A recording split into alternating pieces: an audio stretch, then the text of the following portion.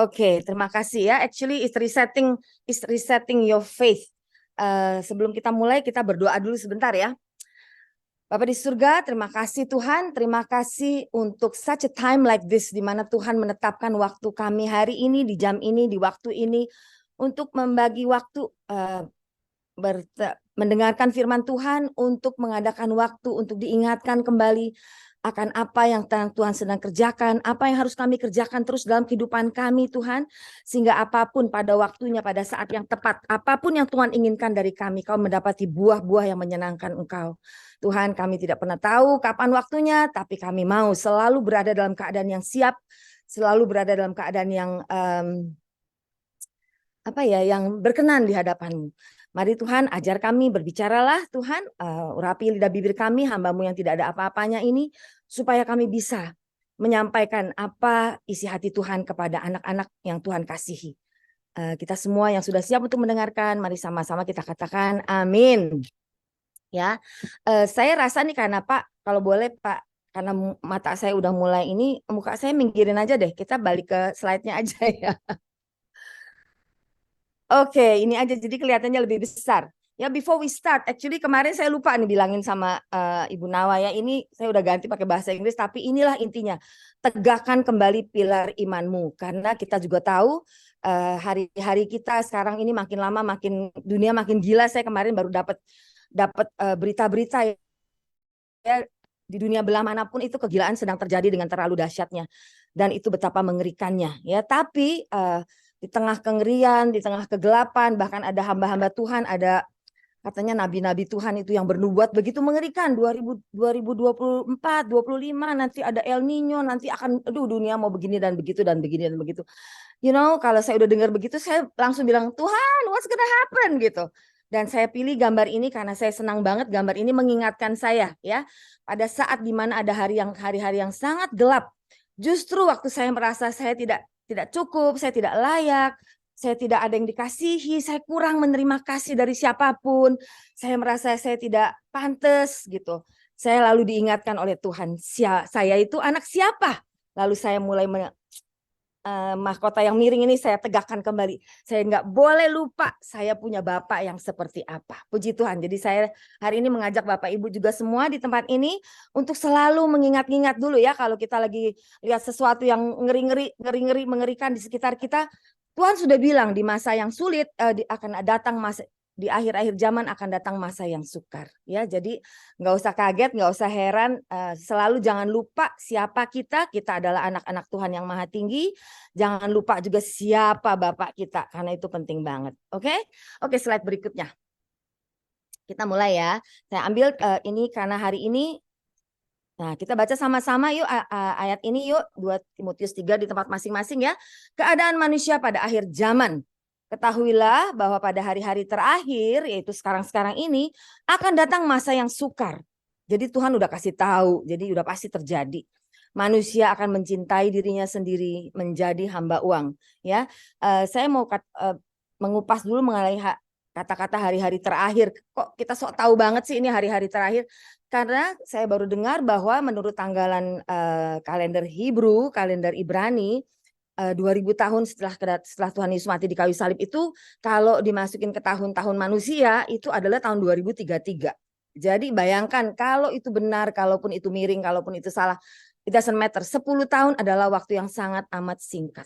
Ya, kalau kita mau berubah pun, saya rasa mau berubah tuh tidak semudah itu. Kadang-kadang ada banyak orang yang memerlukan waktu berpuluh-puluh tahun. Di gereja udah 50-60 tahun sekalipun tetap aja masih belum juga berubah. Jadi kalau itu adalah kita, maka hari ini mungkin intinya adalah buruan deh gitu ya, buruan deh. Apapun yang harus kita lakukan, mari kita kejar dengan sungguh-sungguh ya. Bahwa keadaan datang masa yang sukar, kita baru survive dari COVID 3 tahun, ke depannya nanti akan ada masa-masa sukar yang lain. Enggak apa-apa ya, karena Tuhan udah bilang memang dunia sedang menuju pada kebinasaan. Tapi orang-orang yang berada di dalam kerajaanku, maka kita berada di dalam kingdom ekonomi. Kehidupan kita ada di dalam kerajaan Allah. Jadi kita nggak ikut campur deh dengan yang dunia. Tapi pertanyaannya, kita adalah manusia dunia atau manusia yang sudah berada di dalam kerajaan Allah. Nah, itu kita harus jawab masing-masing ya. Firman Tuhan berkata, akan datang masanya manusia akan mencintai dirinya sendiri dan menjadi hamba uang. Ini kalau saya boleh bicara, sebelum saya bicara itu saya kupas, kita baca dulu sampai ke bawah deh. Mereka akan membual dan menyombongkan diri. Mereka akan menjadi pemfitnah. Mereka akan berontak terhadap orang tua. Tidak tahu berterima kasih. Tidak mempedulikan agama. Tidak tahu mengasihi. Tidak mau berdamai. Suka menjelekkan orang. Tidak dapat mengekang diri. Garang. Tidak suka yang baik. Suka mengkhianat. Tidak berpikir panjang. Berlagak tahu. Lebih menuruti hawa nafsu daripada menuruti Tuhan. Ini bagian pertama, nanti di slide berikutnya ada bagian yang kedua. Tapi saya mau masuk ke sini sedikit. Mari kita lihat waktu kita baca ini ya. Apakah hari-hari ini kita bisa melihat ada orang-orang yang sangat mencintai dirinya sendiri? Orang selfish itu ada di mana saja. Di gereja Tuhan sekalipun. Dan kita bisa melihat orang-orang yang fokusnya adalah aku dengan segala manifestasinya ya. Waktu kita baca firman Tuhan, mari jangan kita lihat langsung, oh iya, langsung diingatkan si ini, si ini, si ini. Tapi mari kita lihat diri kita sendiri. Apakah benar selama ini kita benar-benar sungguh telah mencintai Tuhan, telah mencintai sesama? Karena nggak ada ayatnya firman Tuhan berkata, kasihilah Tuhanmu dengan segala kedahsyatanmu dan kasihilah dirimu sendiri. Nggak pernah ada ayat itu keluar ya. Bukti dari kita mengasihi Tuhan, bukti bahwa kita adalah dengan kita mengasihi orang lain. Lebih dari kita mengasihi diri kita sendiri. Ini suatu hal yang kalau dipikirkan dengan sungguh-sungguh, mungkin kalau kita berani mengupas diri kita sendiri dengan sangat tajam, kita seringkali mungkin mendapati bahwa kita sebetulnya masih sampai hari ini jauh lebih mencintai diri kita sendiri daripada orang lain. Ya, pikirkan ya, ibu-ibu ini di Singapura banyak orang-orang yang sangat, it's a very materialistic nation ya, Singapura ya, very materialistic country. Segala sesuatunya mahal. Coba pikirkan ya, apakah benar saya bisa dan mampu mengasihi orang lain lebih dari saya mengasihi diri sendiri? Ya, karena kalau saya lihat di situ orang bisa menolong saudara-saudaranya, dia bisa kasih bantuan, tapi dia lebih senang beli barang-barang yang sejuta kali lebih mahal untuk dirinya sendiri. Ya, ini adalah suatu fakta. Dan kita harus belajar untuk mengerti firman lebih dari kita lebih betul-betul mengupas firman untuk kita sendiri, bukan untuk orang lain. Apakah benar saya sudah berada di tempat yang worthy, di tempat yang layak di hadapan Tuhan gitu ya. Dan kita pada waktu kita bisa mengasihi orang lain lebih dari kita mencintai diri kita sendiri, maka dengan sendiri kita tidak mungkin menjadi hamba uang. Uang itu sangat amat penting. Orang-orang seperti saya juga butuh uang banyak ya, karena saya punya tanggung jawab besar. Tapi apakah saya diperhamba oleh uang itu? Apakah gara-gara uang saya lalu becoming very tight-fisted, saya melupakan kepentingan-kepentingan orang lain? Semua hanya urusannya aku aja gitu. Ya, ini kita sendiri yang bisa jawab.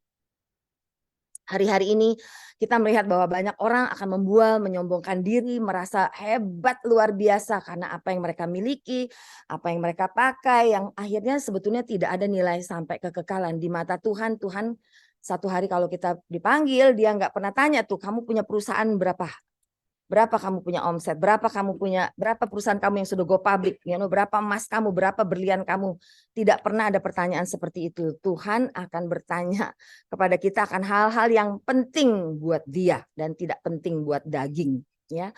Tapi ini pada kenyataannya mereka akan menjadi pemfitnah, menjadi pemberontak terhadap orang tua, tidak tahu berterima kasih, tidak mempedulikan agama. Seringkali dalam kehidupan kita dengan tanpa kita sadari kita mudah sekali menjadi pemfitnah, mudah sekali. Dan kita karena dengan satu detik memandang orang lain aja kita bisa langsung judge gitu, kita bisa langsung, oh dia nih pasti begini-begini, dia pasti begini-begini. Padahal kita tidak tahu, ya kita tidak kenal. Dan ini seringkali terjadi. Kemudian waktu kita baca mereka akan berontak terhadap orang tua. Ada banyak anak-anak kita waktu berpikir begini, dengar ini langsung pikir ini anak-anak kita nih semuanya pada nggak tahu diri gini-gini, tapi kita lupa bagaimana dengan kita sendiri. Apakah kita termasuk orang-orang yang memberontak terhadap orang-orang tua kita sendiri? Sebagai orang tua di usia kita seperti ini, kita bisa nggak berontak kepada orang tua? Bisa banget ya. Kita seringkali tidak puas dengan apa yang mereka perkatakan karena memang ada generation gap, ada education gap yang sangat beda. Sehingga cara pandang, cara hidup, cara pikir kita berbeda. Dan pada waktu itu bisa terjadi nggak dalam kehidupan kita? Sangat bisa. Tapi pada waktu itu terjadi, apakah obat yang datang dari Tuhan itu, yaitu kasih, itu bisa menutupi kesalahan-kesalahan itu atau tidak. Kita tahu hari ini ya, banyak orang juga punya alasan untuk berontak kepada orang tua.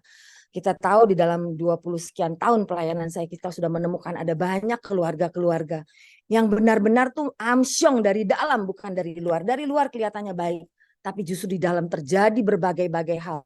Ada abuse, ada kata-kata kasar, ada kata-kata yang melukai, ada banyak hal.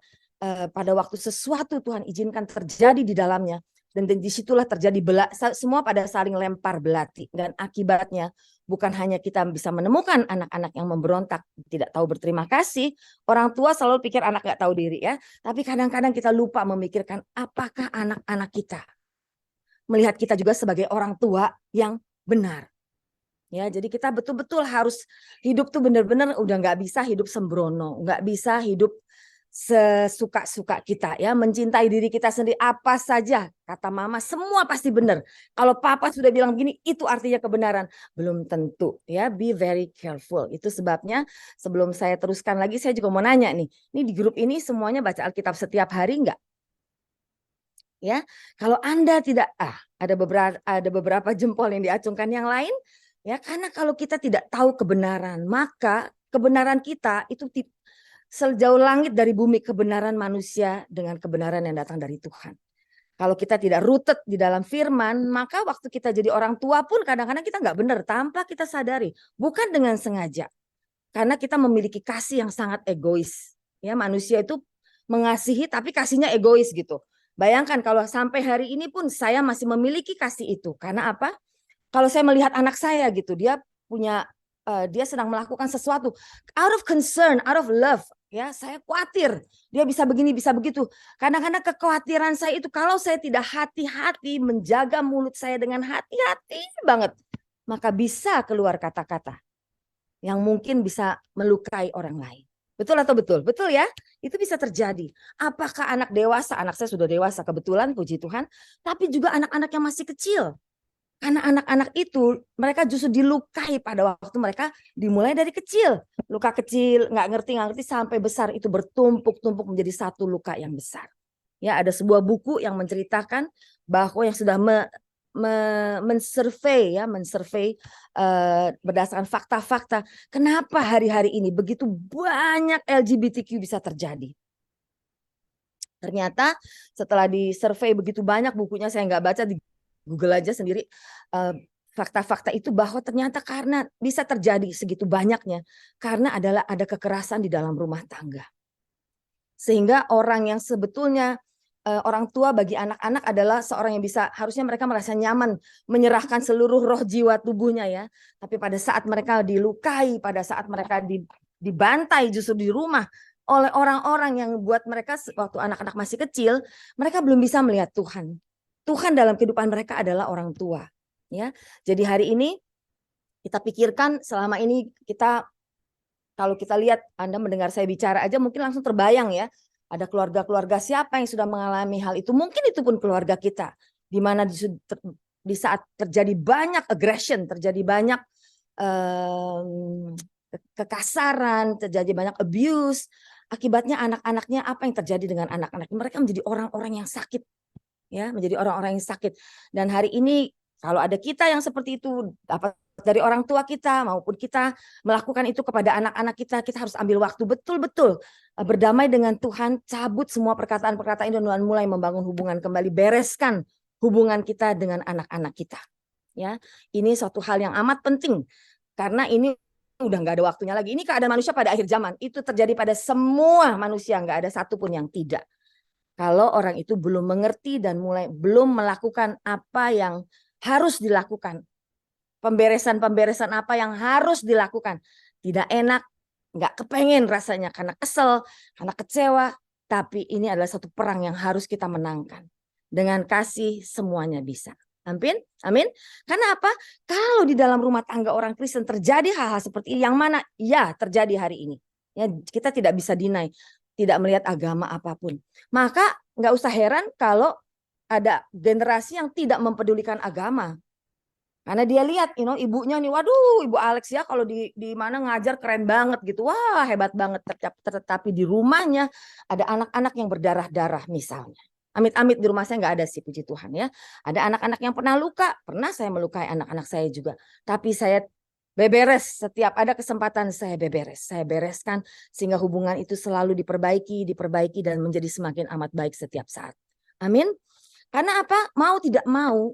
Mungkin kalau udah ngupas lebih dalam lagi, saya juga tidak terlalu mempedulikan agama sih sekarang akhirnya ya. Karena kita sudah melihat terlalu banyak orang di luar sana yang kelihatannya beragama, tapi nggak ada takut akan Tuhan.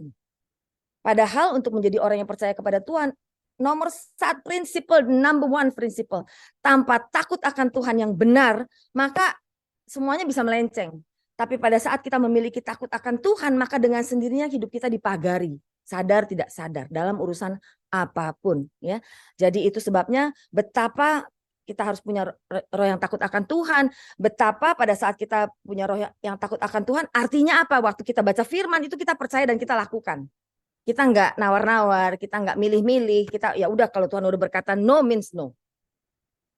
There is no kontroversi dalam firman Tuhan, ya. Itu kemudian tidak tahu mengasihi ya, tidak mau mengasihi, tidak tahu mengasihi, tahu pokoknya mengasihi yang apa yang aku rasa layak ya begitu gitu. Padahal firman Tuhan, emang firman Tuhan kan nggak enak kalau dibaca ya, tampar pipi kiri suruh kasih pipi kanan, padahal kita mau cakar itu orang ya. Tapi firman Tuhan tidak pernah salah, itu adalah kebenaran. Waktu kita diperlakukan tidak enak, jangan balas, ya udah biarin aja ya. Marilah kita lakukan terus kebaikan, karena hidup kita bukan untuk hanya mengejar perkenanan manusia. Hidup kita nomor satu adalah mengejar perkenanan Tuhan, ya. Akibatnya orang yang tidak mengasihi pasti tidak suka berdamai, nggak mau berdamai, udah kesel, udah marah, pokoknya ini yang lain yang kecil-kecil dosanya oke, aku bisa ampuni, aku bisa gini, tapi yang besar-besar doanya sampai mati aku nggak akan ampuni, ya. Itu akhirnya kasihan. Firman Tuhan gampang banget, kamu tidak mengampuni, aku juga nggak bisa ngampunin, udah gitu aja.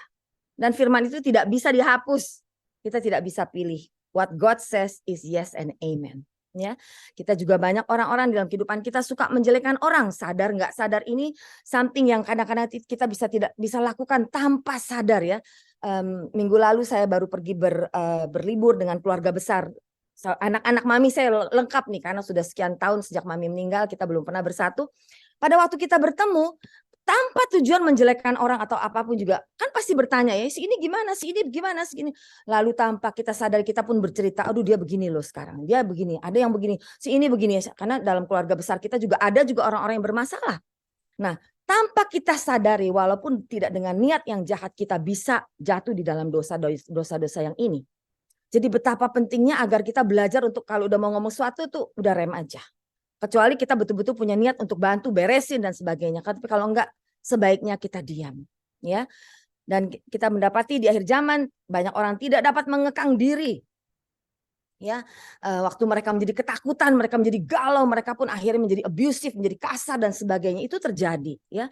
Garang, tidak suka yang baik, ya. Pokoknya nggak mau mengampuni, nggak mau memberkati, nggak mau menolong, nggak mau deh melakukan hal-hal yang baik.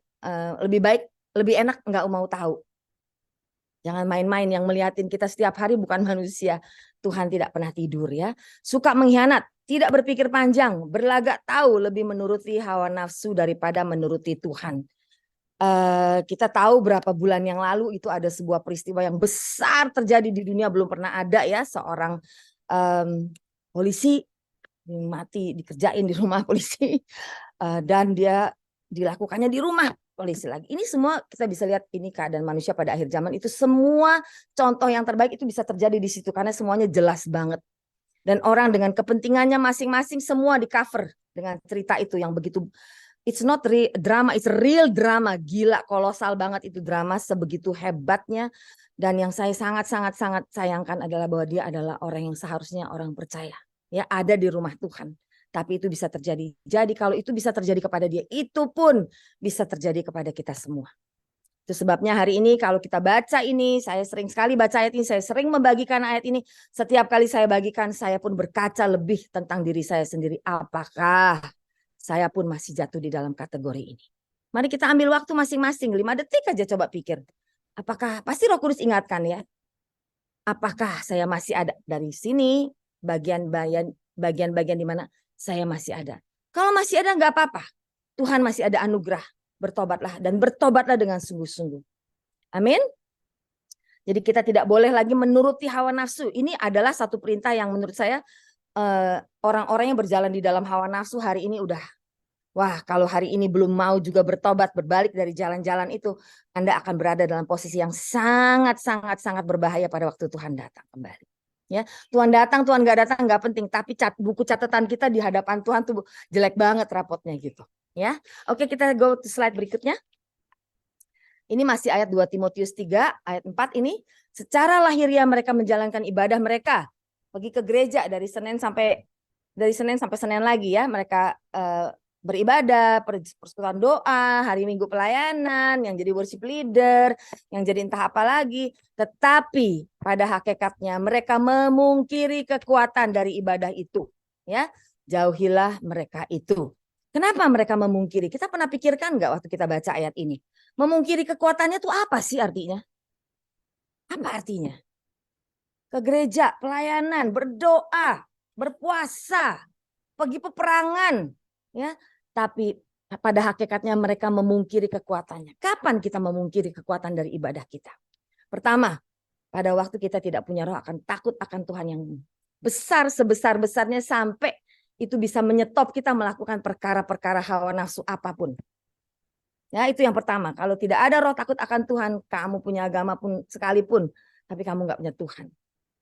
Kenapa bisa berani tidak punya takut akan Tuhan? Karena yang kedua, karena tidak punya pengenalan yang benar akan Tuhan. Di gereja, pergi ke gereja, ikut ibadah, nggak cukup. Kalau nggak makan dari firman, nggak cukup. Firman itu satu Alkitab nggak mungkin dibahas di gereja. Mau 50 tahun pun nggak akan habis. Kita harus belajar untuk makan sendiri dengan Roh Kudus.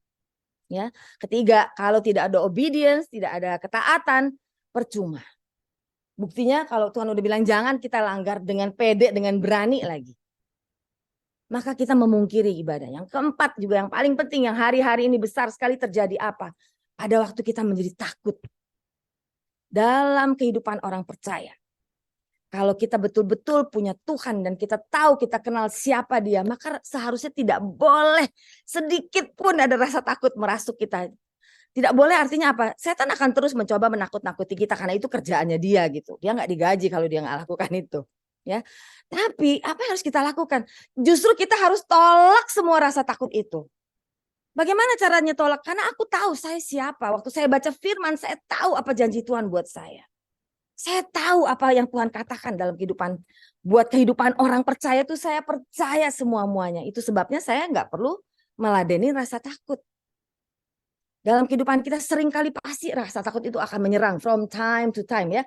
Urusan bisnis, urusan kesehatan, urusan kehilangan, urusan apapun pasti ada. Tapi orang itu bisa memungkiri kekuatannya tanpa disadari. Karena takut, manusia itu rentan sekali dengan rasa takut. Kenapa bisa takut?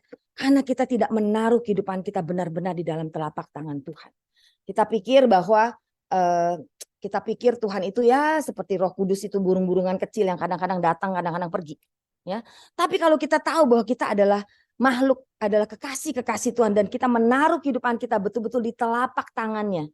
Ya, Tuhan mau bawa kita ke api, ya nggak apa-apa, ke api aja silakan. Mau bawa ke laut juga nggak apa-apa. Ombak badai boleh bertiup. Tapi selama kita tidak keluar dari tangan Tuhan, maka kita dalam keadaan yang aman. Ya, di Alkitab kita baca cerita tentang Daniel waktu dimasukin ke tempat berapi gitu. Mereka masuk, mereka takut, bukan nggak takut. Mereka kepanasan, nggak panas banget udah pasti. Tapi fakta membuktikan mereka nggak kebakaran tuh, nggak gosong tuh. Waktu keluar keren banget, bau asap aja enggak. Demikian itu bagian anak-anak Tuhan. Kita pun harusnya demikian. Badai boleh bertiup silahkan. Tapi selama kita ada di dalam genggaman tangan Tuhan, maka keadaan kita akan baik-baik saja. Amin. Ada amin saudara-saudara? Percaya enggak? Amin. Karena tangan Tuhan akan menyertai, Dia akan menjaga, meluputkan. Ya, pokoknya hebat banget. Nanti ini saya buktikan. Di slide terakhir saya akan buktikan ini benar-benar ada apa kata Tuhan. Ya. Sebab di antara mereka terdapat orang-orang yang menyelundup ke rumah orang lain, menjerat perempuan-perempuan lemah yang syarat dengan dosa dan dikuasai oleh berbagai-bagai hawa nafsu, walaupun selalu ingin diajar namun tidak pernah dapat mengenal kebenaran. Ya, kalau saya nggak setuju dikatakan perempuan-perempuan lemah ya, soalnya menurut saya perempuan-perempuan memang semua orang di hadapan Tuhan secara roh tuh tidak ada seksnya ya. Kita semua, Anda laki, Anda perempuan, Anda adalah mempelai Kristus. Right? So waktu dia berkata perempuan-perempuan lemah, laki-laki yang lemah juga banyak lah ya. Kita manusia semua sama ya. Kita penuh, orang-orang yang masih lemah adalah orang-orang yang syarat dengan dosa. Masih entertain, masih tidak kuat berkata tidak kepada bujukan-bujukan dosa. Ya, dengan urusan dosa yang besar sampai dosa yang kecil-kecil, yang very fine ya, antara dosa dan gosip, antara ngomongin orang sama jelekin orang itu kan very fine line ya, dan dikuasai oleh berbagai-bagai hawa nafsu. Intinya adalah motivasi kita waktu membicarakannya itu apa. Kalau urusan-urusan gosip ya, kalau urusan-urusan ngomong gitu. Tapi urusan-urusan lain, apapun yang kita lakukan, kalau kita melakukannya karena didorong oleh hawa nafsu, maka kita harus hati-hati banget, cek and recheck. Apa yang saya lakukan ini apakah betul-betul karena ada sesuatu keinginan yang saya inginkan buat diri saya sendiri. Kalau masih ada itunya, be very careful. Pertimbangkan lagi, pikirkan lagi, lihat lagi apa benar ini harus saya lakukan. Ya, karena apa? Selama ini kita pun sudah lihat ya di keadaan di dalam gereja, dan Tuhan baik karena Dia mengadakan gereja, karena di gereja kita bisa saling menolong, saling menegur, saling menopang, bahwa ada begitu banyak orang walaupun selalu ingin diajar namun tidak pernah dapat mengenal kebenaran ya. Ini adalah satu bukti betapa berbahayanya kalau kita tidak membaca Alkitab dan tidak mengenal kebenaran ya. Karena kita lihat akibatnya ya, coba di slide berikut. Oke, ya kita baca Hosea 4 ayat 6 sampai 9 berkata, "Umatku binasa karena tidak mengenal Tuhan," ya. Banyak sekali kita dengar, kita semua hafal, tapi kita lupa bahwa karena engkau yang menolak pengenalan itu. Tuhan itu, Roh Kudus sudah diberikan kepada kita supaya pada waktu kita baca Alkitab, Roh Kudus yang akan mengajarkan kita akan segala kebenaran itu. Ada ayatnya Yohanes 14 kalau nggak salah ya. Tapi yang menolak pengenalan itu siapa? Kita. Seringkali ada orang-orang yang berkata, ya itu kan zaman dulu, zaman sekarang udah beda. Weh, tidak ada. Tuhan itu dalam roh adalah satu kekekalan ukurannya. Tidak ada, there's no beginning, there's no end. Begins with him, ends with him. Gitu ya. Akibatnya apa? Kalau waktu kita menolak pengenalan akan Tuhan itu, maka aku menolak engkau menjadi imamku. Dan karena engkau melupakan pengajaran Tuhanmu, maka nih buat saya ini paling serem banget ya. Aku juga akan melupakan anak-anakmu. Tadi saya udah bahas sedikit di atas kenapa ada anak-anak yang seperti itu. Ya, hari ini banyak orang di gereja. Kenapa? Kemarin baru orang bicara, aduh sekarang banyak masalah ya Bu, dengan seorang dari Singapura actually. Dia bilang, teman-teman saya banyak sekali, kesian sekali hidupnya. Mereka ditinggalkan oleh anak-anaknya, seperti udah tua terus dibuang. Karena mereka nggak mau ngurus orang tuanya. Kok begitu banyak kesedihan di sekitar saya. Ini yang bicara sama saya umurnya udah 70. Jadi dia bilang begitu menyedihkan mereka. Saya melihat mereka, aduh betul-betul udah putus asa, merasa dibuang. Ya, karena apa? Saya juga bertanya, aduh Tuhan kenapa orang begitu ya? Karena saya termasuk orang yang sangat mencintai ibu saya gitu, mencintai orang tua saya. Kok bisa orang begitu? Dan ini dipikir-pikir balik dari generasi bergenerasi. Ada generasi apalagi ini di generasi yang mengenal Tuhan aja, orang-orang Kristen aja masih terjadi, apalagi yang nggak kenal Tuhan. Malah saya suka malu kalau pikir-pikir lagi orang-orang beragama lain itu mereka lebih karena tahu karma ya, mereka melakukan hal yang baik untuk pada orang tuanya. Ternyata tapi yang lebih padahal itu cuma berdasarkan kebajikan, ajaran kebajikan yang baik ya. Tapi justru orang Kristen karena tidak takut Tuhan, tidak mengenal kebenaran, udah diberitahu ada Alkitab ditaruh di depan untuk dibaca, tidak dibaca, engkau menolak pengenalan itu ya, dan melupakan pengajaran Tuhanmu. Sampai hari ini saya baca Alkitab saya nggak bisa hafal itu ayat-ayat. Saya pengen hafal semua ayat tapi kan nggak bisa ya. Maka aku juga akan melupakan anak-anakmu. Saya seorang pengusaha. Saya bukan seorang yang jadi saya pikir betul-betul ya, aduh Tuhan, pada waktu kita punya segala sesuatunya, kalau anak-anak kita sesuatu terjadi kepada anak-anak kita, maka semuanya tidak ada artinya ya.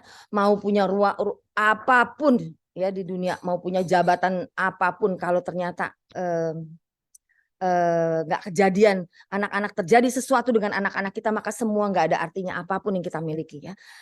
Tapi dan ajaran ini betul-betul menuntut kita ya untuk benar-benar berhati-hati dalam kehidupan kita. Mari kita baca, mari kita kenali apa keinginan Tuhan, apa ajarannya Dia, dan sehingga kita betul-betul melakukannya dengan benar dalam ketaatan, sehingga Tuhan tidak melupakan anak-anak kita. Kalau anak-anak kita dibiarkan oleh Tuhan, itu iblis seperti singa mengaum-ngaum 24 jam mau merusak anak-anak kita.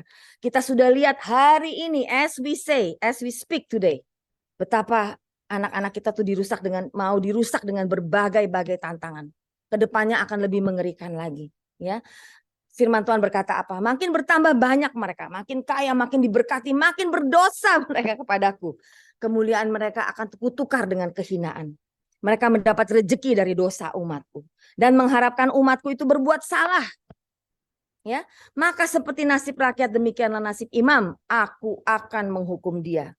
Saya sudah tidak melihat orang lagi yang hamba Tuhan, hamba hantu, udah pokoknya manusia sama aja. Kalau tidak takut Tuhan, apapun jabatanmu, it means nothing. Ya, dan firman Tuhan berkata apa? Aku akan menghukum dia karena tindakan-tindakannya. Orang yang nggak takut Tuhan berani melanggar segala sesuatu. Tindakan-tindakannya pasti melanggar. Aku akan membalaskan perbuatannya kepadanya. Contohnya Pak Jenderal itu, ya. Ini bahas ini, aduh betul-betul. Ya, betapa hebatnya mereka. Udah paling hebat, nggak ada yang melebihi dia mungkin tempat ini, ya. Tapi pada waktu mereka berdosa, kemuliaan mereka kutukar dengan kehinaan. Lihat apa yang terjadi, ya. Oleh sebab itu, dan perkataan ini datang dari firman Tuhan yang berkata, aku akan menghukum dia. Artinya apa? Pasti kena hukuman. Ya, itu sebabnya jangan meremehkan firman, jangan meremehkan Tuhan, jangan lupa baca. Kalau kita nggak makan itu firman, kita nggak tahu gitu. Kita nggak tahu apa kehendak Tuhan hari ini, per hari ini, day by day by day by day. Karena hidup kita kan penuh dinamika. Tapi Tuhan itu dinamikanya sebetulnya lebih asik lagi daripada dinamika kita. Itu sebabnya kita harus berjalan sederap langkah dengan Dia. Oke, berikutnya. Nah, ini ya saya kasih gambar. Ini apa sih Bu Alex? Ada-ada aja deh ya. Bulan April tahun 2022 saya bangun, dalam waktu saya tidur saya melihat satu gambaran itu. Saya punya bak mandi itu segitiga bentuknya. Saya lihat ada airnya kira-kira 10 cm, di dalamnya tuh ada ikan-ikan besar seperti ini. Ikan-ikannya gemuk-gemuk, merah-merah, oranye, cantik-cantik, tapi semuanya ikan yang berdiri yang bebas. Apa yang namanya? Ikan yang hidupnya berdeka kan dia begini ya. Ini ikan-ikannya semua tengkurap begini. Semua mulutnya megap-megap. Saya bangun, saya tanya Tuhan apa sih? What are you trying to tell me? Aku nggak ngerti, ini lucu banget. Ikan sudah pasti bicara jiwa. Ternyata Tuhan mengingatkan hari ini karena Tuhan tuh udah bilang sama saya, feed my sheep ya, feed my sheep. Suruh kasih makan domba-domba aku gitu. Aku bingung kasih makan apa Tuhan gitu. Saya pikir kasih makan ya orang-orang yang susah ditolong gitu. Ternyata bukan. Karena hari ini ternyata banyak orang-orang di gereja Tuhan, mereka mengalami masalah, mereka tuh semuanya megap-megap. Ya, mereka ketakutan, mereka penuh dengan stres, depresi, melihat masa depan, takut, melihat ini, takut, semuanya penuh dengan ketakutan ya dalam kehidupan mereka. Dan kenapa? Ternyata Tuhan memberikan karena mereka kekurangan air. Mereka kurang makan air. Air apa? The gospel is the power of God. Ya, firman itu adalah kekuatan Tuhan. Mereka kurang air, mereka kurang makan firman, mereka kurang menimba air kehidupan daripada aku, mereka kurang baca firman intinya. Sehingga mereka tidak punya kekuatan, ya. Kemudian Tuhan memberikan satu penggambaran ya bahwa ikan itu mau ombak, ikan-ikan yang berada di dalam permukaan itu kalau ada badai, saya pernah mengalami di satu pulau itu benar-benar badai bertiup. Wah, dari terang tiba-tiba jadi gelap. Dia tolong nyalain lampu dong nih. Lampu hijau tolong nyalain supaya agak terang sedikit, it's getting dark. Terus dan betul-betul itu kapal di atas di permukaan tuh sampai yang sedang di kapal yang sedang diparkir aja tuh pada saling tabrak sampai mereka gubrak kencang sekali gitu. Dan pada saat itu Tuhan mengingatkan saya, sedangkan pada waktu itu ya itu ponakan saya dan kakak ipar saya sedang diving gitu. Justru mereka pada waktu jadi kita semua khawatir, aduh bagaimana ini orang-orang yang sedang diving, apakah akan ada problem dengan mereka? Ternyata pada saat itu pada saat itu mereka waktu keluar ya akhirnya badai topan itu berhenti dan mereka keluar dari air, terus mereka bilang, wah kita semua sangat bersukacita. Dia bilang, ada apa? Ada apa katanya. Mereka di dalam tuh nggak berasa apa-apa. Nah demikian juga dengan kita orang-orang Kristen. Pada waktu kita berada di dalam kedalaman, dalam hubungan keintiman kita dengan Tuhan. Maka badai boleh bertiup karena begini, kita cuma nonton aja. Karena bukan tidak berarti kita tidak akan kena badai itu. Tapi kita sudah berada di dalam pilar iman yang kuat. Sehingga kita tahu bahwa Tuhan kita jauh lebih besar, jauh lebih hebat, jauh lebih dahsyat daripada segala badai-badai yang sedang bertiup itu, gitu. Sehingga kita tidak boleh lagi hidup di dalam ketakutan, ya. Ketakutan itu adalah satu panah iblis yang paling hebat, itu bisa membuat kita menohok kita sampai kita tidak bisa bangkit lagi. Jadilah sadar akan hal ini, sehingga pada waktu ketakutan itu datang, sebelum dia nembak kita, kita udah bilang, udah ngomong sama orang lain aja, jangan ngomong sama gue. Sebab aku tidak percaya. Saya lebih percaya apa yang Tuhan sudah perkatakan kepada saya. Apa yang saya baca di dalam firman, itulah kebenaranku. That's my truth. Gitu. Oke, berikutnya. Itu sebabnya hari ini saya mengingatkan kita semua, kita benar-benar harus terus-terus betul-betul semakin membangun kehidupan kita dengan Tuhan, ya. Oke, ini ciri-ciri orang yang sudah dingin dengan Tuhan, ya. Yang pertama, penuh kepahitan. Ini kita udah ngerti dah. Banyak marahnya, ya, banyak marahnya. Kita duduk dengan dia, kita bisa tahu ini orang duduk 3 menit aja kita udah tahu, aduh, ini orang penuh kemarahan, tidak ada damai sejahtera, tidak ada ketentraman, ngomel, banyak khawatir, ya, penuh ketakutan, hidupnya takut ini, takut semuanya, takut, frustrasi, kecewa, tidak berpengharapan, lelah rasanya, udah terpukul, depresi, ingin mati, hidup selalu penuh tantangan, musim apapun, ada COVID, nggak ada COVID, tetap hidup penuh dengan tantangan. Setelah COVID, hidup tetap akan penuh dengan tantangan. From time to time. That is life. Itulah kehidupan, ya. Dan ini adalah, kalau kita perhatikan, ini modus operandinya iblis. Ujung-ujungnya semua berakhir dengan apa? Pengen mati aja mendingan. Akhirnya kalau ada orang-orang yang benar-benar sudah hilang total, mereka akan terjun bunuh diri. Ini udah modus operandi, ini adalah pekerjaan iblis. Yang kita tahu dari itu, di antara orang-orang ini, ya, apapun digrinya, ada digrinya yang baru mulai, ada digri yang udah nemen, udah kelas berat gitu. Ini kita bisa lihat di dalam kehidupan orang-orang itu di sekitar kita. Bahkan mungkin kita ngaca apakah kita termasuk di sini. Lalu apa yang kelihatan pada saat orang-orang mengalami hati yang dingin dengan Tuhan, udah nggak tahu Tuhan ada di mana, udah lupa sama sekali tentang Tuhan. Walaupun secara daging dia masih ada di gereja. Ini seringkali terjadi.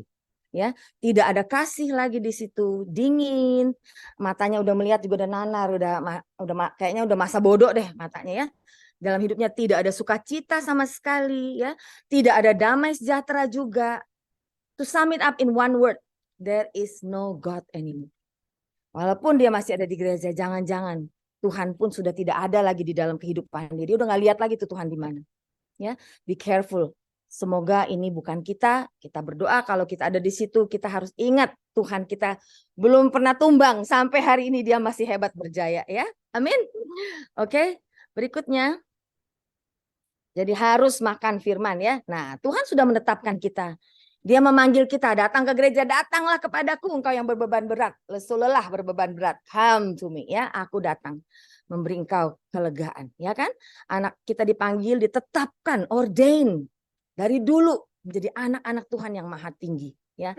Dan untuk menjadi anak-anak Tuhan yang maha tinggi, dengan sendirinya kalau kita sayang, kita suka ngomong sama anak-anak kita kan, if you love me you will do this, ya. Kadang-kadang mami-mami suka manipulasi, ya, sama anak-anak. Kalau kamu suka kamu makan dong obat ini, kalau kamu suka kamu makan dong. Tuhan pun kadang-kadang suka begitu, ya. Dan dia memberi satu definisi, ya. Siapa yang disebut anak-anak Tuhan? Kalau kita baca 1 Yohanes 3 ayat 1, lihatlah betapa besar kasih yang dikaruniakan Bapa kepada kita sehingga kita disebut anak-anak Tuhan. Dan memang kita adalah anak-anak Tuhan. Karena itu dunia tidak mengenal kita. Sebab dunia tidak mengenal dia. Itu sebabnya kehidupan anak-anak Tuhan, mau tidak mau, suka akan tidak suka, eventually pada waktunya, mula-mula lahir baru, mulai baca Alkitab, kenal Tuhan, pasti harus terjadi transformasi. Harus. Manusia berdosa mau ketemu menyatu dengan Tuhan yang kudus. Kalau nggak mungkin Tuhan yang berubah dong, pasti kita harus berubah. Kalau kehidupan kita dari dulu sampai sekarang ya begini-begini aja, sifatnya masih begini-begini aja, karakternya masih sama-sama aja dari dulu, tidak ada perubahan yang signifikan, mungkin kita harus mempertanyakan diri kita sendiri. What is wrong? Something is wrong. Cara pandang kita nggak berubah, cara respon kita terhadap situasi tidak berubah, cara kita marah, cara kita apapun tidak berubah. Mungkin banget kita sebetulnya belum pernah kenal Tuhan. Kita nggak ngerti. Kita tidak berubah. Dari dulu sekarang selama-lamanya. Cuma Tuhan yang boleh begitu. Lain daripada itu harus berubah. Pohon yang paling besar aja bisa busuk, bisa tumbang. Bisa matang menghasilkan buah. Amin. Ini adalah fakta. Jadi jangan terlalu nyaman dengan keagamaan kita. Ya, karena ada di gereja, mainnya di gereja, sepanjang minggu di gereja, pelayanan di gereja. Kalau hidup kita, karakter kita, sifat kita, cara hidup kita tidak berubah, jangan-jangan kita belum ketemu. Amin. Bisa terima nggak? Udah mulai sebel sama aku nggak? Nggak apa-apa deh.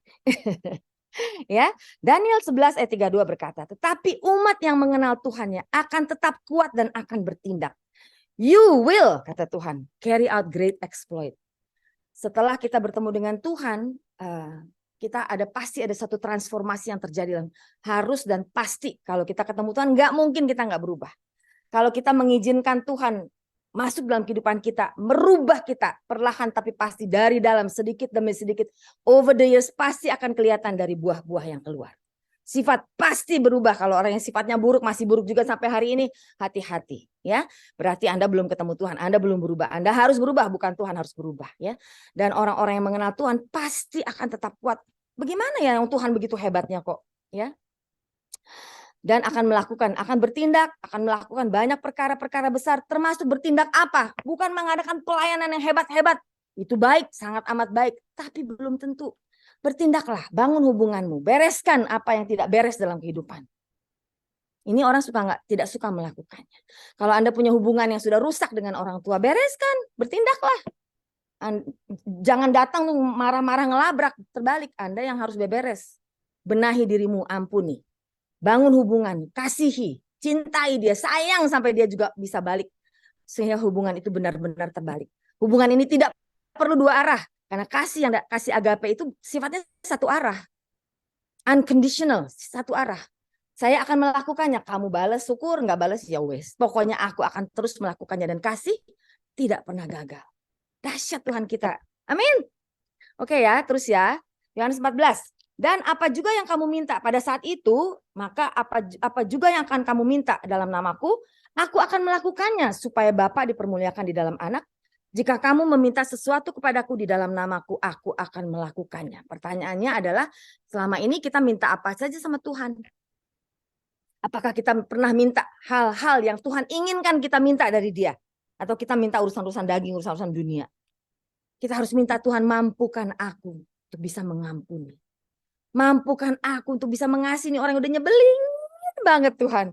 Mampukan aku untuk bisa menunjukkan siapa Tuhan yang ada di dalam aku. Karena hanya cuma dengan cara itu aja bisa hubungan-hubungan itu diperbaiki. Kalau kita udah selfish, udah penuh dengan kesombongan ya, pokoknya aku yang benar, kamu yang salah, sampai kapanpun tidak akan terjadi pembenahan. Tapi kalau kita bersalah ya biar dia yang salah juga ya udahlah, nggak apa-apa, ngalah lah. Kau tahu saya akan mencoba untuk ya udah melepaskan pengampunan. Mungkin nggak bisa langsung nggak bisa langsung seketika itu juga, nggak apa-apa, take time. It's okay, give yourself time. Tapi nggak bisa, jangan bertahun-tahun. Akan ada waktunya di mana kamu harus berdamai. Harus membuat langkah pertama, bertindaklah untuk memulai sesuatu yang baik. Amin. Ya, ibu-ibu bindof, bapak-bapak bisa ya. Ada Tuhan di dalam kita. Amin. Oke, berikutnya. Ini ngomongnya kecepetan ya. Fakta bahwa Tuhan mengasihi kita, saya nggak mau bahas tentang ini. Kita semua tahu aja, kita baca aja ini betapa berharganya kita. Semua tuh dilakukan, semua harga yang paling gila sekalipun udah dibayar untuk kita. Sehingga tidak ada alasan bagi kita untuk tidak mau melakukannya. Tidak ada alasan bagi kita bahwa kita tidak sanggup melakukannya. Karena dalam urusan apapun kita tidak perlu sampai berdarah-darah. Itu darah-darah Tuhan Yesus sudah melakukannya ya. Kita ditebus dengan darah yang mahal, datang dari Tuhan. Kita dikasih dengan begitu luar biasa, dilindungi dengan sempurna. Kita sudah ditetapkan sebagai milik kepunyaan Tuhan. Kita dikuduskan oleh kebenaran. Ya, maka itu bagaimana kita mau dikuduskan kalau kita nggak baca, kita nggak makan kebenaran itu. Kita nggak baca itu firman dan melakukannya. Kita dipanggil sebagai biji mata Tuhan. Hari ini kamu biji mata yang bikin kelilipan apa biji mata yang benar-benar biji mata yang menyenangkan buat Tuhan ya. Jawab sendiri ya. Kita diinginkan dengan cemburu. Kita selalu ada kemurahan Tuhan menyertai kita. Kalau menurut kita, aduh udah nggak mungkin, tiba-tiba sesuatu terjadi. Ya, saya mau cerita, masih ada waktu nggak sih? Udah kelamaan ya. Saya mau cerita, masih ada waktu nggak Pak? Saya mau satu kesaksian yang luar biasa yang kami baru aja alami ya. Agak panjang nih kesaksiannya. Tapi ini adalah favor ya. Betul-betul karena saya berani mengatakannya bukan untuk menyombongkan diri tapi terlalu hebat sekali. Jadi cerita gini, 20 tahun yang lalu kami punya HPH kecil. Dia dapat konsesi. Yang saya udah bilang sama suami saya, udah janganlah, ngapain sih, kita bukan siapa-siapa, kita nggak bisa jagain, malingnya terlalu banyak gitu, kita nggak bisa jagain, kita bukan orang-orang hebat, jadi udah nggak usah. Tapi suami saya bilang ya udah kita doa aja ya, kalau kita nggak ambil ini nanti kita punya mesin nggak ada yang nothing to fit the machine gitu, ya udah. Akhirnya kita doanya aku bilang oke, kita doanya begini ya, doanya sebagaimana yang aku mau ya, aku bilang. Kita berdoa Tuhan, ini dari Tuhan bukan. Kalau ini bukan dari Tuhan, jangan dikasih, biar dia kejar, biar suami saya kejar pun, biar dia sogok, dia nggak boleh, dan dia nggak boleh sogok, ya dia tahu dia nggak boleh sogok. Jangan, pokoknya kalau bukan dari Tuhan, biar dia kejar, jangan kasih Tuhan. Kita mau, kalau ini benar-benar dari Tuhan, kita nggak usah ngapa-ngapain, pokoknya itu barang akan ada, it will fall on our lap gitu istilahnya. Dia akan datang sendiri ya. Singkat cerita, waktu berjalan ya udah, saya bilang ya udah kalau memang udah berdoa ya udah, dan Tuhan memberikan satu penglihatan dah. Anyway, ya udah jalan, udah bertahun-tahun izin nggak keluar, udah setahun, 2 tahun karena nggak keluar karena nggak pakai pelicin nggak ada ya. Singkat cerita ada satu kali kemudian Amerika ada tahun gitu 2008 2009 itu ada kiamat di Amerika, financial crisis. Kita punya ekspor 60% ke Amerika. Terus dia bilang, aduh ini gimana nih kalau begini, mesti cari apalah pokoknya. Anyway, satu saat, jadi itu kita berdoa akhirnya pada bulan Agustus, saya ingat tuh ya, waktu itu ada menterinya mau di-impeach katanya, Menteri Indonesia, Menteri Perhutaniannya mau di-impeach karena dia ketahuan melakukan banyak-banyak hal-hal yang nggak beres. Suami saya bilang, aduh kalau kita mulai lagi dari nol lagi nih, kalau ganti orang mulai lagi dari nol, mau berapa tahun lagi gimana ya. Singkat cerita akhirnya kita bilang ya udahlah kita berdoa aja Tuhan.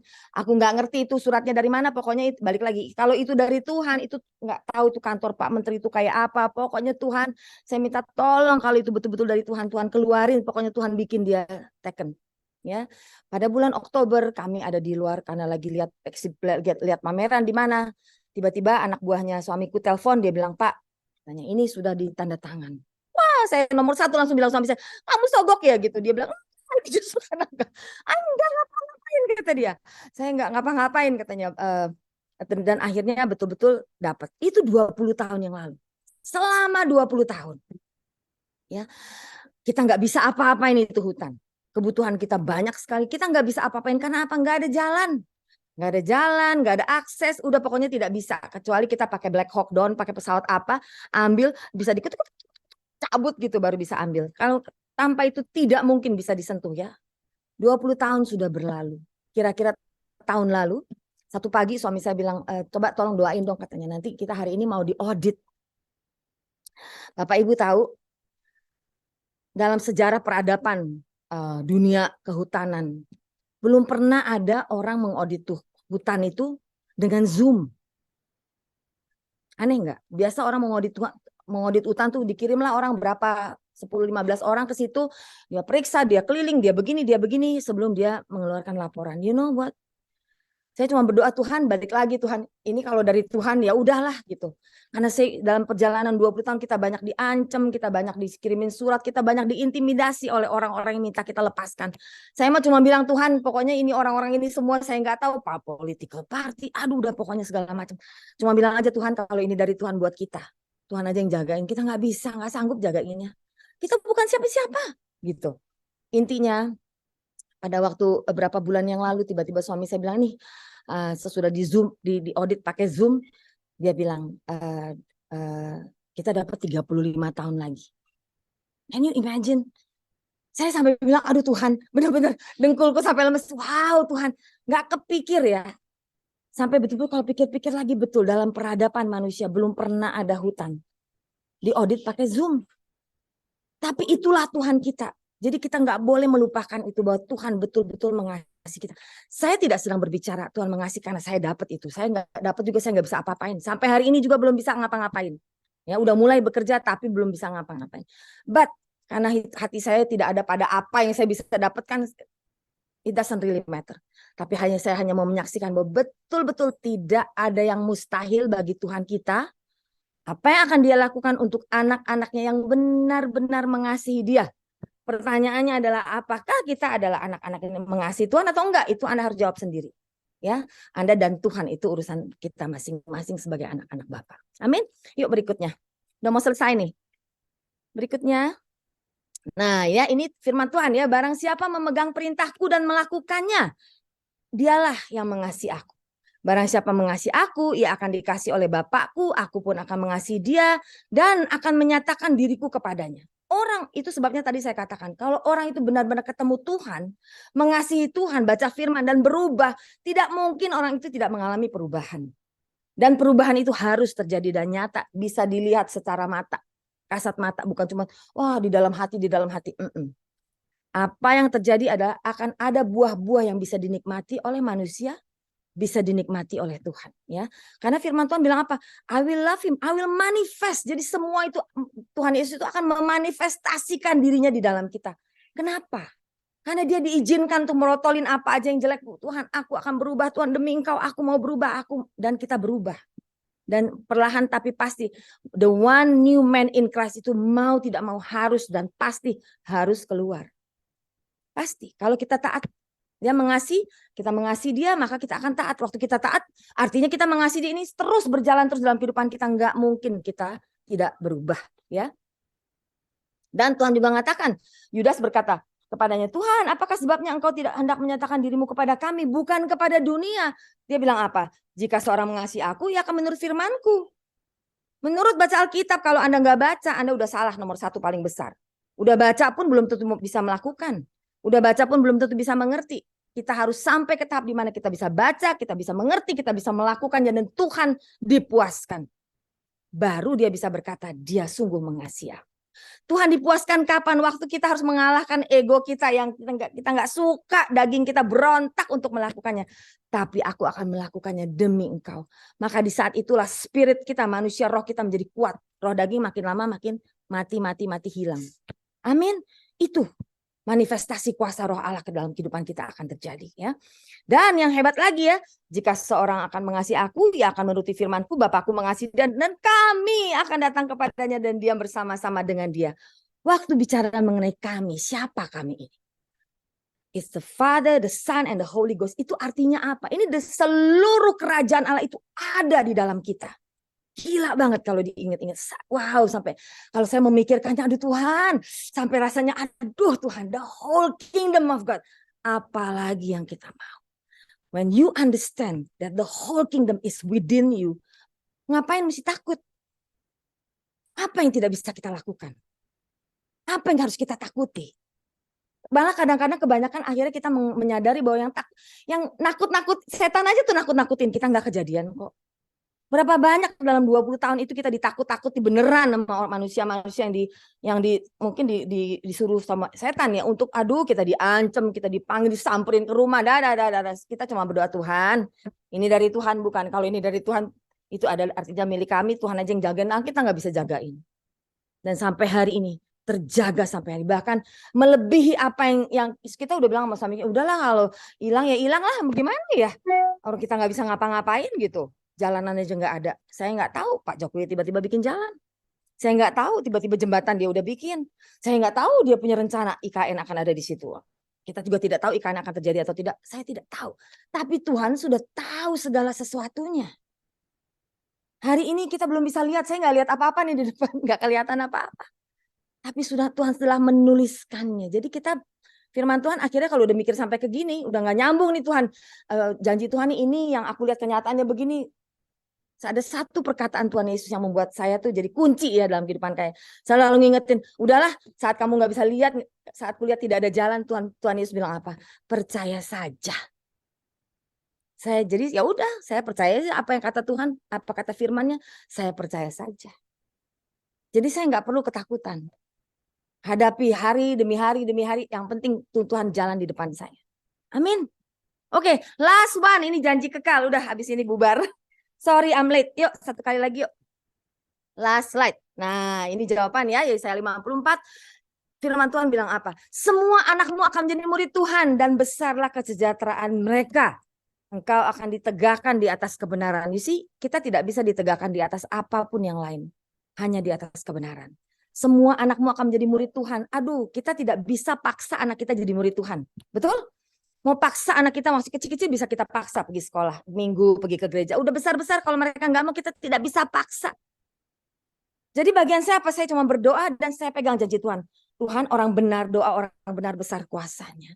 Tuhan aku anak-anakmu, aku berdoa untuk anak-anakku semua akan menjadi murid Tuhan. Mau kayak mereka nggak mau, Tuhan punya berjuta cara untuk membuat mereka datang kepada Tuhan. Amin. Dahsyat banget. Dan kita akan ditegakkan di atas kebenaran. Jadi apapun dunia mau kiamat dunia, pokoknya saya berdiri di atas kebenaran. Apa kata Tuhan itu kebenaran saya. Dan kita akan dijauhkan dari pemerasan. Itu udah dicobain nih, diperasin kiri kanan, nggak peduli, nggak mau denger, biasa aja. Nggak mau takut, nggak mau denger, nggak mau ladenin juga. Akhirnya hilang sendiri. Ya, sebab ini penting banget. Makanya ada kata-kata orang suka ngajarkan 365 kata fear not untuk setiap hari dalam setahun kehidupan kita. Sebab engkau tidak usah lagi takut. Saya berdoa hari ini selesai ini sesi ya, semuanya udah bisa berkata, kalau udah ketakutan tentang apapun juga, no, aku tolak, aku nggak mau takut, aku tolak itu, biarlah udah sini. Karena firman Tuhan berkata apa? Engkau akan jauh dari kekejutan, sebab ia tidak akan mendekat kepadamu. Kenapa kekejutan tidak akan datang mendekat kepada kita? Karena Tuhan pagerin. Jangan ke sini, nggak usah ngerjain dia, kerjain aja yang lain tuh, yang orang-orang yang nggak taat, orang-orang yang bandel, orang-orang yang nggak mau peduli sama aku, orang-orang yang masih nggak mau ngerti, nggak mau berubah, masih bandel, masih duniawi. Nah, mungkin nggak? Mungkin. Tapi yang ini, anakku, Alexandra, jagain. Amin. Kita semua mau nggak? Ini janji Tuhan buat kita semua loh. Saya nggak tahu, kalau saya pegang erat-erat, Anda aku nggak tahu ya. Dan Tuhan bilang apa? Apabila orang menyerbu, itu bukan daripada aku. Siapapun yang menyerbu engkau, ia akan rebah melawan engkau. Kenapa? Yang menyerbu akan rebah. Hei, Tuhan saya bukan Tuhan yang jauh. Bapa, Putra, Roh Kudus. The whole kingdom ada. Waktu mereka melihat kepada kita, mereka yang rebah. Bukan karena saya, tapi karena apa yang ada di dalam saya. Amin. Saya ada di dalam Bapa. Saya kecil sekali, dia besar sekali, luar biasa. Amin. Satu lagi berikutnya terakhir. Halo, tolong slide-nya. Siapa yang pegang slide ya? Nah, ini janji kekal untuk kita ya. Mazmur 91 ayat 14-16 ya. Sungguh hatinya melekat kepadaku, maka aku akan meluputkannya. Aku akan membentenginya sebab ia mengenal namaku. Bila ia berseru kepadaku, aku akan menjawab. Aku akan menyertai dia dalam kesesakan. Aku akan meluputkannya dan memuliakannya. Dengan panjang umur akan ku kenyangkan dia dan akan ku perlihatkan kepadanya keselamatan daripadaku. Bapak, Ibu, Saudara, Anda kalau udah baca ayat ini, what else do you want? Itu yang pertama. Pertanyaan kedua, apa alasannya Anda masih nggak mau baca Alkitab? Ini loh, ini adalah pilar-pilar yang akan membangun keberadaan kita ya di bumi seperti di surga. Walaupun kita masih di dunia dengan segala macam tantangannya, tapi kita akan hidup di dalam damai sejahtera ilahi karena kita disertai oleh Tuhan. Amin. Sekian, terima kasih.